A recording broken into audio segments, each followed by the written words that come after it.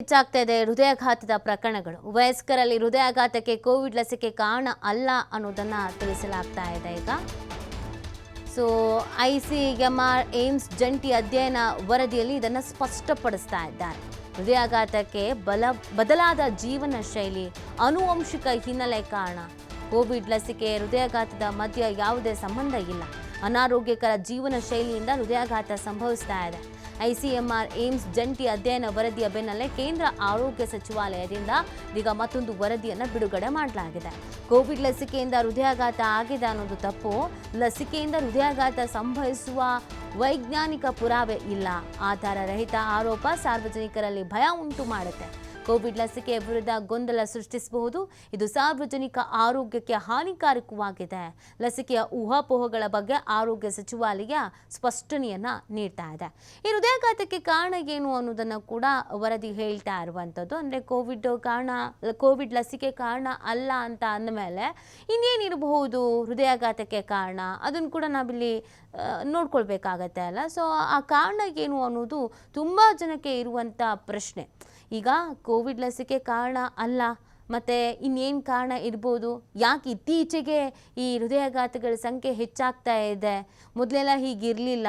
ಈಗ ಚಿಕ್ಕ ವಯಸ್ಸಿನವ್ರಿಗೆ ಒಂದೇ ತಿಂಗಳಲ್ಲಿ 30 ಜನಕ್ಕೆ 40 ಜನಕ್ಕೆ ಈ ಥರ ಹಾರ್ಟ್ ಅಟ್ಯಾಕ್ ಆಗ್ತಾ ಇದೆ, ಕೇಸಸ್ಗಳು ಜಾಸ್ತಿ ಆಗ್ತಾ ಇದೆ ಅಂತ ಅಂದಾಗ ಅದಕ್ಕೊಂದು ನಮಗೆ ಉತ್ತರ ಬೇಕಲ್ಲ. ಈ ಕಾರಣಕ್ಕೆ ಆಗ್ತಾ ಇದೆ, ಇದರಿಂದ ಆಗ್ತಾ ಇದೆ, ನಾವು ಹೀಗೆ ಬದಲಾಗಬೇಕಾಗತ್ತೆ, ನಮ್ಮ ಆರೋಗ್ಯವನ್ನು ಬ್ಯಾಲೆನ್ಸ್ ಮಾಡಬೇಕಾಗತ್ತೆ, ಜೀವನ ಶೈಲಿಯನ್ನು ಬದಲು ಮಾಡ್ಕೊಳ್ಬೇಕಾಗತ್ತೆ, ಅಥವಾ ಮುಂಜಾಗ್ರತಾ ಕ್ರಮಗಳನ್ನು ಕೈಗೊಳ್ಬೇಕಾಗತ್ತೆ ಅಂದರೆ ಯಾವುದದು? ಹೇಗೆ ತೆಗೆದುಕೊಳ್ಬೇಕಾಗತ್ತೆ? ಹೃದಯಾಘಾತ ಆಗದೆ ಇರೋ ರೀತಿ ನಾವು ತಡ್ಕೊಳ್ಬೇಕು ಅಥವಾ ತಡೆಗಟ್ಟುವಂಥ ನಿಟ್ಟಿನಲ್ಲಿ ಕ್ರಮ ಕೈಗೊಳ್ಬೇಕು ಅಂತ ಅಂದರೆ ನಮಗೆ ಮೊದಲಿಗೆ ಕಾರಣ ಗೊತ್ತಾಗಬೇಕಾಗತ್ತೆ. ಯಾವ ಕಾರಣಕ್ಕೆ ಹೃದಯಾಘಾತ ಆಗ್ತಾ ಇದೆ ಅಂತ. ಸೊ ಕೆಲವೊಂದಷ್ಟು ಕಾರಣಗಳನ್ನು ಕೂಡ ಹೇಳಲಾಗ್ತಾ ಇದೆ. ಆ ಕಾರಣಗಳು ಏನು ಅನ್ನೋದನ್ನು ನಾವು ನೋಡೋದಾದರೆ, ಆನುವಂಶಿಕ ಹೃದಯ ಸಂಬಂಧಿ ಕಾಯಿಲೆಗಳು, ಅಂದರೆ ಫ್ಯಾಮಿಲಿಯಲ್ಲಿ ಯಾರಿಗಾದರೂ ಹೃದಯಕ್ಕೆ ಸಂಬಂಧಪಟ್ಟಂಥ ಕಾಯಿಲೆಗಳು ಇದ್ದಾಗ ಆನುವಂಶಿಕವಾಗಿ ಬಂದಂಥ ಹೃದಯ ಸಂಬಂಧಿ ಕಾಯಿಲೆಗಳಿಂದ ಈ ಹಾರ್ಟ್ ಅಟ್ಯಾಕ್ ಕೇಸಸ್ಗಳು ಆಗ್ತಾ ಇದೆ ಅಂತ ಹೇಳ್ತಾ ಇದ್ದಾರೆ. ಮೊದಲನೇದಾಗಿ ಅಂದರೆ ತಂದೆಗೋ, ತಾಯಿಗೋ, ಅಜ್ಜಂಗೋ, ಅಜ್ಜಿಗೋ, ಫ್ಯಾಮಿಲಿಯಲ್ಲಿ ಯಾರಿಗಾದರೂ ಆನುವಂಶಿಕವಾಗಿ ಹೃದಯ ಸಂಬಂಧಿ ಕಾಯಿಲೆಗಳಿತ್ತಂದರೆ ಅದನ್ನು ಕಂಟಿನ್ಯೂಟಿ ಅದು ಮುಂದುವರ್ಕೊಂಡು ಹೋಗ್ತಾ ಇದೆ ಅಂತ. ಎರಡನೇ ಕಾರಣ ಧೂಮಪಾನ, ಮದ್ಯಪಾನ, ಔಷಧಿಗಳ ಬಳಕೆ. ನೋಡಿ, ಈಗಿನ ಜನ್ರೇಷನ್ ಮೊದಲೆಲ್ಲ ಕಾಲೇಜಿಗೆ ಹೋದ ಮೇಲೆ ಅಥವಾ ಕೆಲಸ ಸಿಕ್ಕಿದ ಮೇಲೆ ಅಥವಾ ಒಂದು ಏಜ್ ಆದಮೇಲೆ ಧೂಮಪಾನ ಮಾಡ್ತಾರೆ, ಮದ್ಯಪಾನ ಮಾಡ್ತಾರೆ ಅಂತೆಲ್ಲ ಹೇಳ್ತಾ ಇದ್ರು. ಬಟ್ ಈಗ ಹಾಗಲ್ಲ. ನೀವು ಹೈಸ್ಕೂಲು ಪ್ರೈಮರಿಗೆ ಹೋಗುವಂಥ ಸ್ಕೂಲ್ ಮಕ್ಕಳೇ ಸಿಗರೇಟನ್ನು ಸೇಯುವಂಥದ್ದು, ಡ್ರಿಂಕ್ಸನ್ನು ಮಾಡುವಂಥದ್ದು ಅದೆಲ್ಲವೂ ನಡೀತಾ ಇದೆ. ಹಾಗಿದ್ರೆ ಹಿಂದೆ ಮಾಡ್ತಾನೆ ಇರಲಿಲ್ವಾ? ನಮ್ಮ ತಂದೆ, ನಮ್ಮ ಅಜ್ಜ ಬೀಡಿ ಸೇಯ್ತಾ ಇದ್ರು, ಮದ್ಯಪಾನ ಮಾಡ್ತಾಯಿದ್ರು. ಯಾಕೆ ಆಗ್ತಿರ್ಲಿಲ್ಲ ಅಂದರೆ ಲಿಮಿಟಲ್ಲಿ ಇರ್ತಾ ಇತ್ತು, ಮತ್ತು ಒಂದು ಏಜ್ ಕ್ರಾಸ್ ಆದಮೇಲೆ ಅದನ್ನು ಮಾಡ್ತಾಯಿದ್ರು. ಬಟ್ ಈಗ ಹಾಗಲ್ಲ.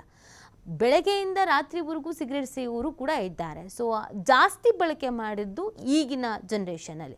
ಹಾಗೆಯೇ ಔಷಧಿಗಳ ಬಳಕೆ, ವಿಪರೀತವಾಗಿ ಔಷಧಿಗಳನ್ನು ತೆಗೆದುಕೊಳ್ತಾ ಇರ್ತಾರೆ. 30+ BP, ಶುಗರು, ಮತ್ತೊಂದು ಕಾಯಿಲೆಗಳು ಬಂದ್ಬಿಟ್ಟಿರತ್ತೆ.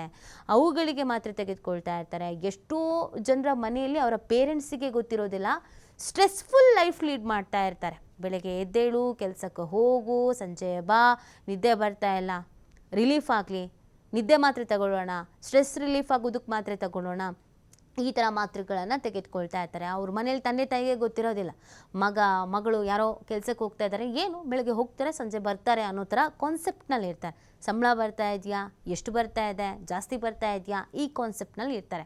ಎಷ್ಟು ಸ್ಟ್ರೆಸ್ ಆಗ್ತಾ ಇದೆ, ಸ್ಟ್ರೆಸ್ಫುಲ್ ಲೈಫ್ ಲೀಡ್ ಮಾಡ್ತಾ ಇದ್ದಾರಾ, ನಿದ್ರೆ ಎಷ್ಟು ಅವರ್ ಮಾಡ್ತಾ ಇದ್ದಾರೆ, ಮಿನಿಮಮ್ 5 hours ನಿದ್ದೆ ಅಂತ ಅಂದರೆ ಹೆಂಗೆ ಸಾಕಾಗತ್ತೆ?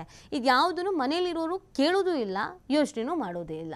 ಸೊ ಇದು ಕೂಡ ಪ್ರಾಬ್ಲಮ್ಮು. ತೀವ್ರವಾದ ದೈಹಿಕ ಒತ್ತಡ, ನಡ್ಕೊಂಡು ಹೋಗು, ನಡ್ಕೊಂಡು ಬಾ, ದೈಹಿಕವಾಗಿ ಏನೋ ಹಿಂಸೆ ಆಗ್ತಾ ಇದೆ ಅಥವಾ ಒತ್ತಡ ಆಗ್ತಾ ಇದೆ, ವಿಪರೀತವಾಗಿ ವಾಕಿಂಗ್ ಮಾಡೋದು, ವಿಪರೀತವಾಗಿ ಜಿಮ್ ಮಾಡೋದು, ವಿಪರೀತವಾಗಿ ವ್ಯಾಯಾಮ ಮಾಡೋದು, ಇದು ಕೂಡ ಸಮಸ್ಯೆ.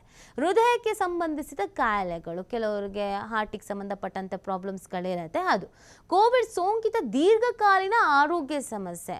ಕೋವಿಡ್ ಬಂದು ಬಹು ದಿನಗಳ ಕಾಲ, ಬಹು ತಿಂಗಳ ಕಾಲ ಅವರು ಅದನ್ನು ಅನುಭವಿಸಿ, ಕೆಲವ್ರು ನೋಡಿ ನೀವು ಈಗಲೂ ಹೇಳ್ತಾ ಇರ್ತಾರೆ, ಕೋವಿಡ್ ಬಂದಮೇಲೆ ನನಗೆ BP ಬಂತು, ಕೋವಿಡ್ ಬಂದಮೇಲೆ ನಂಗೆ ಶುಗರ್ ಬಂತು, ಕೋವಿಡ್ ಬಂದಾಗ ಬಹಳ ನರ್ವಸ್ ಆಗಿಬಿಟ್ಟಿದೆ, ವಿಪರೀತವಾಗಿ ಏನೋ ಸೇವಿಸಿದೆ ಅಂತೆಲ್ಲ ಹೇಳಿ